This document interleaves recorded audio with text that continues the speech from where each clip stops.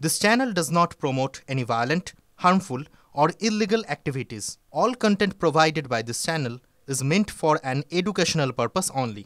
Top quality और consistent performance के लिए सिर्फ सिल्वर पंप्स नाम याद रखना। ডিএম অফিসের সামনে থেকে সুকান্ত মজুমদার কি বলেন আপনাদের শোনালাম, কিন্তু এসএসসি ভবনের সামনে কি হচ্ছে, মধ্যশিক্ষা পর্ষদের সামনে কি হচ্ছে, সেখানে চাকরিহারারা বসে তাদের হকের কথা জানাচ্ছেন। আজ গোয়ালতোড়ের সভা থেকে মুখ্যমন্ত্রী তাদের উদ্দেশ্যে বার্তা দিলেন, বললেন কাজে যান বেতন পাবেন, কিন্তু যোগ্য অযোগ্য সেই লিস্ট সেই নিয়ে সংশয়। সে বিষয়ে মুখ্যমন্ত্রী কি বলছেন? মুখ্যমন্ত্রী বলছেন যে যোগ্য অযোগ্য দেখার জন্য আমি আছি, আমরা আছি, কোর্ট আছে, কিন্তু আপনারা আপনাদের কাজ করুন, বেতন পাবেন। এহেন বার্তা আজ গোয়ালতোড়ের সভা থেকে মুখ্যমন্ত্রী দিলেন। আজ যারা আন্দোলনে এখনো সামিল রয়েছে, গতকাল রাত থেকে আপনারা সেই ছবি দেখেছেন, তাদের উদ্দেশ্যে আসুন একবার শুনি কি বলেছেন সিএম মুখ্যমন্ত্রী। আর শিক্ষক শিক্ষিকারা আমি বলি, আপনারা নিশ্চিন্তে স্কুলে গিয়ে ক্লাস করুন, আপনাদের মাইনে নিয়ে ভাবতে হবে না। আইনের মধ্যে থেকেই রাজ্য সরকার আপনাদের কাজ করে দেবে। আপনি এ না বি এটা কোর্ট ঠিক করবে, আমরা নই। কিন্তু আপনাদের মনে রাখতে হবে, যে যেখানে চাকরি করছেন চাকরিতে ফিরে যান। টাকা কিন্তু ওই যারা আপনাদের ওস্কাচ্ছে তারা দেবে না, মাইনে কিন্তু গভর্নমেন্ট দেবে। আমি গতকাল সন্ধ্যে থেকে কমপক্ষে 10 বার ফোনে কথা বলেছি। আমি কলকাতায় থাকলে হয়তো 1 সেকেন্ডে মিটিয়ে দিতে পারতাম, কিন্তু যেহেতু আমি মিদনাপুরে আছি, আমি রাত 12টা পর্যন্ত কথা বলেও দেখছি কেউ কেউ রিজিড আছে যে টেন্টেড আনটেন্টেড লিস্ট বের করতে হবে। আরে আপনার কি যায় আসে? কেন অন্যদের কথায় পা দিচ্ছেন? টেন্টেড কি আনটেন্টেড কি আপনার দেখার তো প্রয়োজন নেই। ওটা দেখার জন্য রাজ্য সরকার আছে, কোর্ট আছে। আমরা এভিডেন্স নেব, আমরা কোর্টের কি বলা হয়েছে দেখব। এটা আপনার তো লিস্টের দরকার নেই। আপনি চাকরি করেন, আপনার চাকরিটা আছে কিনা দেখার দরকার, আপনি ঠিকমতো মাইনে পাচ্ছেন কিনা সেটা আপনার দেখার দরকার। অন্যটা আপনার দেখার দরকার নেই, ওটা আমাদের ওপরে ছেড়ে দিন। এসএসসি ভবন সেই চত্বরে এই মুহূর্তে কি পরিস্থিতি? গতকাল রাত থেকে আপনারা দেখছেন, লাগাতার আমরা সেই কভারেজ আপনাদের সামনে করছি। এসএসসি ভবনের সামনে, মধ্যশিক্ষা পর্ষদের অফিসের সামনে যারা চাকরি হারিয়েছেন সদ্য, তাদের হাহাকার শোনা যাচ্ছে। তারা চেয়ারম্যান সমেত, এসএসসি চেয়ারম্যান সমেত 25 জনকে আটকে রেখেছেন। তারা বলছেন যতক্ষণ না তাদের সামনে ওই সার্টিফাইড লিস্ট আসছেন, ততক্ষণ তারা তাদের দাবিতে অনড় থাকবেন। আমার 3 জন সহকর্মী এই মুহূর্তে আমার সঙ্গে রয়েছেন। তবে তার আগে শিক্ষামন্ত্রী কি বলছেন আমরা শুনবো সরাসরি। এবং তার নির্দেশে চাকরিহারাদের স্বার্থে রাজ্য সরকারের আমাদের বিদ্যালয় শিক্ষা দপ্তর সর্বক্ষণ কাজ করে চলেছে। আজকেও মুখ্যমন্ত্রী তার সভা থেকে বলেছেন যে চাকরি আমরা দিয়েছি, কারা চাকরি খেয়েছে আপনারা জানেন। আমি যেটা এখানে প্রথম দিন বলেছিলাম যে আমরা না হয় এই কেসটায় সুপ্রিম কোর্টে হেরেছি, কিন্তু জিতলো কারা? এই প্রশ্নের উত্তর আপনারা যদি দিতে পারেন ভালো হয়। যে এই কেসটা তো হারলাম সুপ্রিম কোর্টে, তাহলে জিতলো কারা সেটা জানেন সবাই, কারা জিতেছে। আমি আর সেটা বলছি না। এই যে আমরা কাজ করে যাচ্ছি, এটা মাথায় রাখতে হবে। একই সঙ্গে আমরা কিন্তু পুরো প্রক্রিয়াটা মহামান্য ন্যায়ালয় অর্থাৎ সুপ্রিম কোর্টের পুরো বিষয়টা এখনো বিচারাধীন আছে। আমরা এটাও জানিয়েছি আপনাদের মাধ্যমে যে দ্রুত আমরা রিভিউ পিটিশনে আমরা যাচ্ছি, অর্থাৎ আইনি প্রক্রিয়া এখনো চালু তথা লাগু আছে। এবং আমরা সুপ্রিম কোর্টের মহামান্য বিচারপতিরা যে নির্দেশ দিয়েছেন তা আমরা অক্ষরে অক্ষরে পালন করতে আমরা বিশেষভাবে দায়বদ্ধ। এটাও আমাদের মনে রাখতে হবে যে ওই রায় বেরোনোর পরে আমাদের সরকার, আমাদের বোর্ড, মাধ্যমিক শিক্ষা পর্ষদ এখানে আছেন তার সভাপতি, তাদের সে সাম্প্রতিক আবেদন, তাতে মহামান্য সুপ্রিম কোর্ট আমাদের সরকার, মুখ্যমন্ত্রীর কথায় আমাদের দপ্তর, আমাদের বোর্ড আবেদন করেছিলেন এবং তার জন্যে ইতিমধ্যে সুপ্রিম কোর্ট 31শে ডিসেম্বর 2025 পর্যন্ত উপযুক্ত শিক্ষকদের কাজ চালিয়ে যাওয়ার জন্য ইতিমধ্যেই বলেছেন। রিভিউ পিটিশনও আমরা করছি, সেটাও আমরা জানিয়েছি। তাই যেটা এমন কোনো কিছু করা উচিত নয় যেটা আপনাদের রিভিউ পিটিশনকে দুর্বল করে। মহামান্য সুপ্রিম কোর্টের যে নির্দেশ তা লঙ্ঘিত হয় এবং সুপ্রিম কোর্ট যে নির্দেশ দিয়েছেন সেই অনুযায়ী কন্টেম্প্ট অফ কোর্ট যাতে আপনাদের না হতে হয় বা আমাদের না হতে হয় তা আপনাদের বজায় রাখতে মনে রাখতে অনুরোধ করছি। এটাও বলছি যে তারা সুপ্রিম কোর্ট যে রায় দিয়েছেন 31শে ডিসেম্বর পর্যন্ত আমি আপনাদের সেই উপযুক্ত শিক্ষকদের বলছি তাদের স্কুলে যোগদান করতে আমি অনুরোধ করছি। বেতনের কথা মুখ্যমন্ত্রী আজকে বলেছেন, আমাদের দপ্তর এই নিয়ে কাজ করে যাচ্ছে এবং আমি আবার বলছি যে নিশ্চিত করার দায়িত্ব আমরা নিচ্ছি। এমন কালকেও আমাদের ডিভিশন বেঞ্চে এসএসসির মামলা রয়েছে, তাহলে এমন কাজ এবং আপনাদের জন্যই এসএসসি লড়ছে, তাহলে এসএসসি যাতে কাজ করতে পারে মধ্যশিক্ষা পর্ষদকেও ঘেরাও করে রাখা হয়েছে। মধ্যশিক্ষা পর্ষদ যারা আবেদন করেছিল এবং একমাত্র সরকারই আপনাদের পাশে আছে, এটাও আপনারা খুব ভালো করে জানেন। তারপরেও আপনারা যাতে কাজ করেন এবং আমাদের সঙ্গে সম্পূর্ণ সহযোগিতা করেন এবং এমন কোনো আমরা প্রথম দিনেই বলেছিলাম যে আমরা যা কাজ করব তা আমরা লিগ্যাল কনসালটেশন নিয়ে করব, আইনি পরামর্শ নিয়ে করব। তো আমরা প্রত্যেকটা ধাপ আইনি পরামর্শ অনুযায়ী এগোচ্ছি। আমাদের কাজ আমাদের করতে দিন, আপনারা গিয়ে আপনাদের কাজ করুন, এইটাই আপনাদের কাছে আমাদের স্বনির্বন্ধ এবং বিনীত অনুরোধ। এইটাই আমার প্রাথমিক বিবৃতি আপনাদের এবং আপনাদের মাধ্যমে যারা আন্দোলন করছেন চাকরিহারা শিক্ষক তাদের জন্য আমার বক্তব্য। এবার আপনাদের যদি কোনো প্রশ্ন থাকে আপনারা অবশ্যই করতে পারেন। এই পরিস্থিতি তৈরি হলো কেন? একটা বৈঠক ডাকা হলো, সেই বৈঠকে একটা সিদ্ধান্ত নেওয়ার কথা ছিল, না দেখুন বৈঠকটা যেটা হলো, বৈঠকে যে আন্দোলন শুরু হয়ে গেল, বৈঠকটা আমি বলি, বৈঠকটা ওরা চেয়েছিলেন এবং ওদের বৈঠকের শুরুতেই কথা হয়েছিল যে আমরা লিগ্যাল কনসালটেশন ছাড়া আমরা বিন্দুমাত্র এগোবো না। তো ওরা একটা কতগুলো দাবি দিয়েছিলেন, তার মধ্যে বেশ কিছু দাবি লিগালি বলেছে করা যাবে, আবার কিছু দাবি বলেছেন এটা করা যাবে না, এটা সুপ্রিম কোর্ট এটা করতে বলেননি আমাদের কোনো তালিকা প্রকাশ করা, এটা সুপ্রিম কোর্টের কোনো ডিরেকশনে নেই। তো এটা আমাদের যারা আইনি পরামর্শদাতা এবং সর্বোচ্চ স্তরের আইনি পরামর্শদাতা যাদের কথা ওরা বিশেষভাবে দাবি করেছেন যে সেই ধরনের আইনজীবীরা যেন আমাদের পক্ষে দাঁড়ান রিভিউ পিটিশনে, এটা তাদেরই কথা। তো সেটা একটা পার্ট আমরা করতে পারিনি, কিন্তু এমন নয় যে করতে পারিনি মানে যে আমরা সেটা লিগ্যাল কনসালটেশন নিইনি। এবং আমরা ওই বৈঠকেই বলেছিলাম যে আইনি পরামর্শ পেলে তবে করতে পারবো, আমরা পাইনি তাই করিনি। এই যোগ্যের তালিকা প্রকাশ করতে পারলেন না কেন? আর যদি আইনি পরামর্শ অনুযায়ী না পারেন তাহলে যারা কারা বেতন পাবে, কারা স্কুলে যাবে, এগুলো নির্ধারণ হবে কি করে? সবকিছুই তো এর পুরো তালিকাতে আমরা কি বলেছি, প্রথম কথা হচ্ছে যে যোগ্য আমাদের এই 17 তারিখে যে মধ্যশিক্ষা পর্ষদের যে তালিকা দেওয়া হয়েছে যোগ্য অযোগ্য এটা আপনারা বলছেন আমরা নির্ধারণ করতে পারিনি।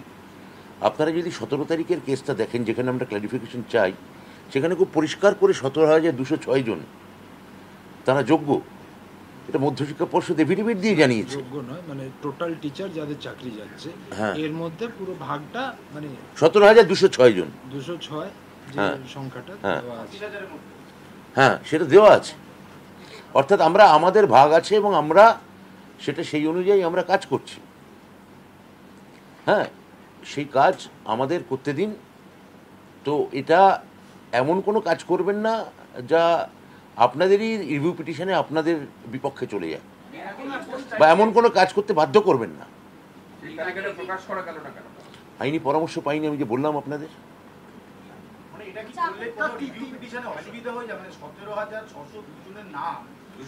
না, এটা তো আমি বলেছি ওরা অনেকগুলো দাবির মধ্যে এটা একটা দাবি ছিল। আমরা ইতিমধ্যেই আমাদের যে ক্লারিফিকেশন সেটা অনুযায়ী যোগ্য শিক্ষকদের ওরা বলেছেন কাজ চালিয়ে যেতে। তাহলে আমাদের যে স্কুল দপ্তরের যে সিস্টেম, সেই সিস্টেম অনুযায়ী এটা করা হচ্ছে। এখানে অনিশ্চয়তা কোথায় সেটাই তো আমি বুঝতে পারছি না।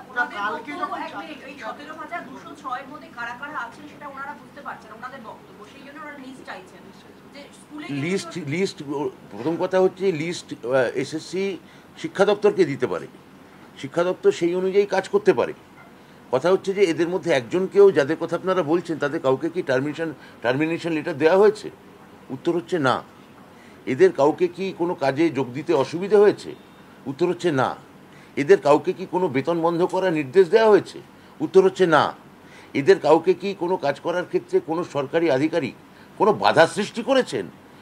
উত্তর হচ্ছে এক দুটো জায়গায় করেছেন, সেখানেও আমরা সক্রিয়ভাবে হস্তক্ষেপ করে যাতে এরা প্রত্যেকে কাজে যেতে পারেন আমরা তার বন্দোবস্ত করেছি। তাহলে যেখানে অনিশ্চয়তা নেই, খামোকা এমন কোনো আচরণ করা উচিত না আন্দোলনের স্বার্থে যেটা তাদের রিভিউ পিটিশনকে দুর্বল করে। তাদের সঙ্গে কথা বলেই তো আমরা এগোচ্ছি। একজন করে না বললে আমি বলতে পারবো না।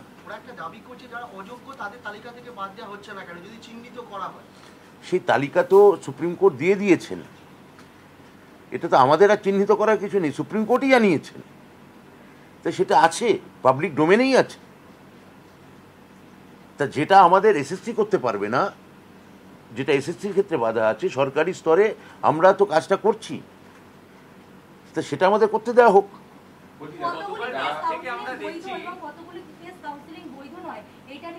এইটা নিয়ে দেখুন, এটা কোন থার্ড ফেজ, ফোর্থ ফেজ, এগুলো যেগুলো আপনারা বলছেন আমরা জানিই না। এগুলোর কথা আমরা বলিনি, এসএসসি চেয়ারম্যানও এটা বলেননি, এবং এটা আমাদের কথা হচ্ছে যে এটা সুপ্রিম কোর্টের অর্ডারেও কোথাও লেখা নেই। তাহলে যা লেখা নেই তা কাল্পনিকভাবে ধরে নিয়ে ওরা কেন এটা নিয়ে কথা বলছেন আমি জানি না।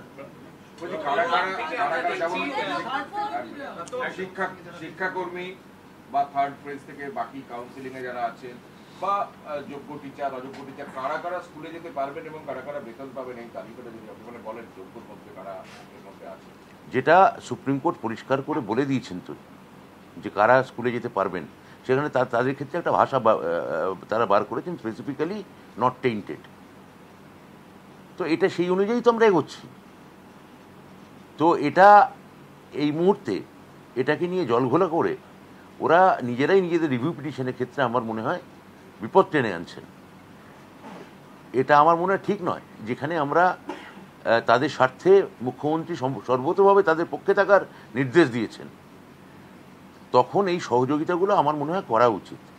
গতকাল রাত থেকে আমরা দেখছি এসএসসি চেয়ারম্যান সহ প্রচুর মহিলা আধিকারিক তারা আটকে রয়েছেন ভেতরে, এবং একটা ছবি দেখা গেছে খাবার নিয়ে যাওয়ার ক্ষেত্রে গতকাল রাত্রিবেলা কিছু বাধা পেতে হয়েছে। যারা ওনারা খাবার অর্ডার করেছিলেন সেই খাবার বা জল ঢুকতে একটু সমস্যা হয়েছিল। আপনারা কিভাবে দেখছেন বিষয়টা? না, এটা কেবলমাত্র এসএসসির ক্ষেত্রে না, পর্ষদের ক্ষেত্রেও একই জিনিস এখানে হয়েছে। হ্যাঁ, এই যে পর্ষদের ক্ষেত্রে অনেক মহিলা কর্মী এখানে ভেতরে আটকা পড়ে আছেন।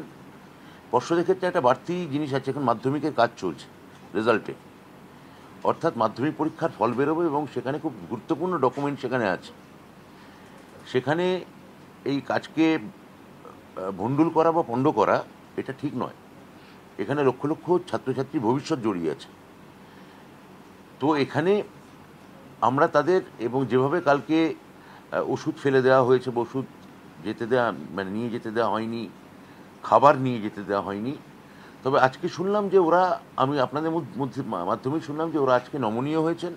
আমি আপনাদের মাধ্যমে ওদের কাছে দাবি রাখবো যে আপনারা আন্দোলন করুন, কিন্তু ওখানকার কোনো মানুষের বা কোনো আধিকারিকের যদি জীবন বিপন্ন হয়ে যায় সেটাও আপনাদের একই সঙ্গে মনে রাখা উচিত। একেবারেই সরকার কোনো কড়া মনোভাব নেবে না। আমরা কি এতক্ষণ ধরে আছেন কোনো বলপ্রয়োগ করেছি? আমরা পুলিশ দিয়ে বোঝানোর চেষ্টা করেছি। আমরা একেবারেই কোনো কড়া মনোভাবের পক্ষে এখনও নই, এবং আমরা আলোচনাতেই বিশ্বাসী, আমরা আমাদের কাজে বিশ্বাসী। আমার মনে হয় যে ব্যাপারটা কোনো একটা হঠকারী জায়গায় নিয়ে গেলে আখেরে রিভিউ পিটিশনটা ডিস্টার্বড হতে পারে, এটা বিলম্বিত হতে পারে, সেটা করা উচিত নয়।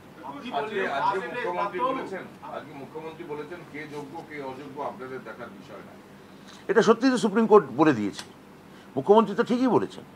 সুপ্রিম কোর্ট যেখানে বলে দিয়েছে এবং তার ভিত্তিতে যখন গোটা দপ্তর কাজ করছে, কারুর আমরা, এবং যেখানে মুখ্যমন্ত্রী বলেছেন, আমিও বলছি মুখ্যমন্ত্রীর কথার পুনরাবৃত্তি করে, যে কারুর মাইনের ক্ষেত্রে কোনো সমস্যা যেখানে নেই, তখন সেখানে এই এই এই আন্দোলনের যৌক্তিকতা কি আছে?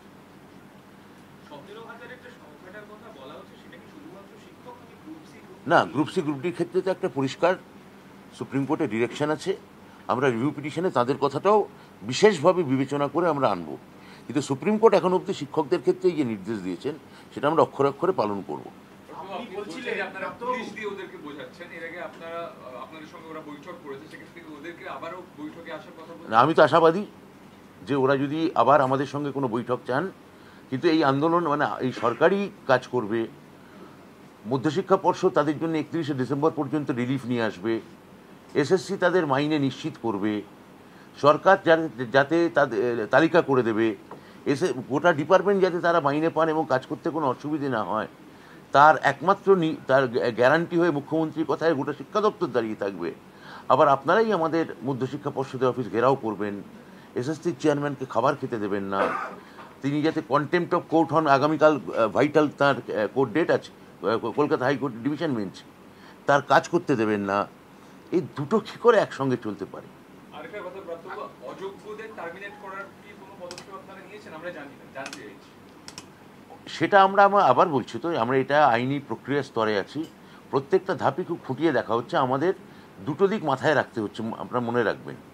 একই সঙ্গে আমাদের সুপ্রিম কোর্টের নির্দেশ পালন করতে হচ্ছে, একই সঙ্গে যারা বঞ্চিত, যারা চাকরিহারা, তাদের প্রতি সম্পূর্ণভাবে যাতে আমরা মানবিক এবং থাকতে পারি, এবং যা আমি আমার প্রাথমিক বিবৃতিতে বললাম যে একজন নিরপরাধ যেন শাস্তি না পায়, সেটার ব্যাপারে আমাদের সতর্ক এবং সচেষ্ট থাকতে হচ্ছে। সেখানে এই আন্দোলন, আপনাদের সঙ্গে ক্রমাগত কথা বলা, তাদের মাধ্যমে মিটিং, আমি তো আবার বলছি আমি পরের ধাপে আবার তাদের সঙ্গে দরকারে বৈঠক করব, কিন্তু এই আন্দোলন থেকে তাদের এক্ষুনি প্রত্যাহার করা উচিত। কেননা একমাত্র এখন অবধি দেখা যাচ্ছে, তাদের অভিজ্ঞতা বলছে যে মুখ্যমন্ত্রী, সরকার এবং নতুন এসএসসি, নতুন আমাদের এই দপ্তর প্রবলভাবে তাদের পাশে দাঁড়িয়েছে।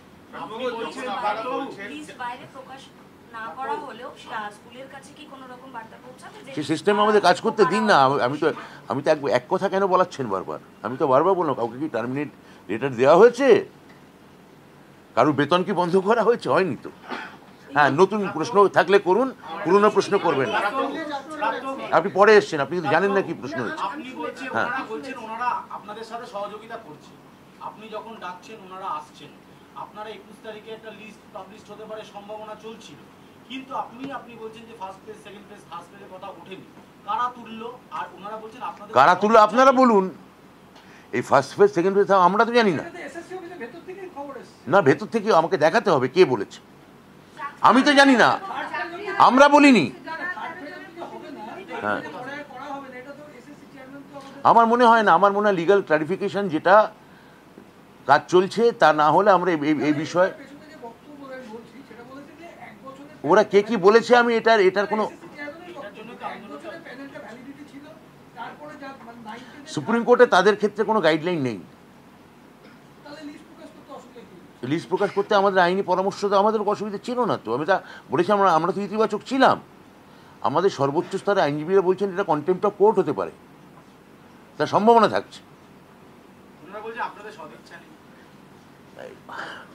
আমি তো মানে আমাদের করা মধ্যশিক্ষা পর্ষদের সেই দপ্তরের ক্লারিফিকেশনের ভিত্তিতে যে প্যানেল সম্পূর্ণ বাতিল হয়ে গেছিল, আমাদের সদিচ্ছা না থাকলে আমরা কি ক্লারিফিকেশন করতাম? আমরা কি 31শে ডিসেম্বর অবধি যে ব্রিদিং স্পেসটা পাওয়া গেল, সেটা যদি আমাদের আবেদনের ভিত্তিতেই তো হয়েছে, তাহলে আমাদের সদিচ্ছা না থাকলে কি সেটা হতো? আমাদের সদিচ্ছা না থাকলে কি কাউকে এখন অবধি কাউকে টার্মিনেশন লেটার দেওয়া হয়েছে? হয়নি। তাহলে সদিচ্ছা একমাত্র আমাদেরই আছে, পাশে দাঁড়ানোর মনোভাব একমাত্র আমাদেরই আছে, মানবিকতার যে কথা বলা হচ্ছে সেটা একমাত্র আমরাই দেখিয়েছি। আপনারা যখন মানবিকতার খাতিরে আপনারা ইতিমধ্যেই বৈঠক করেছেন, মুখ্যমন্ত্রী মমতা বন্দ্যোপাধ্যায় বারংবার বলছেন যে আমরা এখনো, মুখ্যমন্ত্রী আজকেও বলেছেন, মুখ্যমন্ত্রী আজকে বলেছেন এবং মুখ্যমন্ত্রী সর্বতভাবে ওদের পাশে আছেন। কিন্তু গতকাল রাত্রিবেলা আন্দোলন চলাকালীন অপোনেন্ট দলের কয়েকজনকে দেখা গিয়েছিল, তারা বলছেন যে কিছু সমস্যা ক্রিয়েট করা। এবং আমার বক্তব্য হচ্ছে, আন্দোলন করছেন চাকরিহারা, সেখানে অপোনেন্ট দল গিয়ে ওখানে কি করছেন?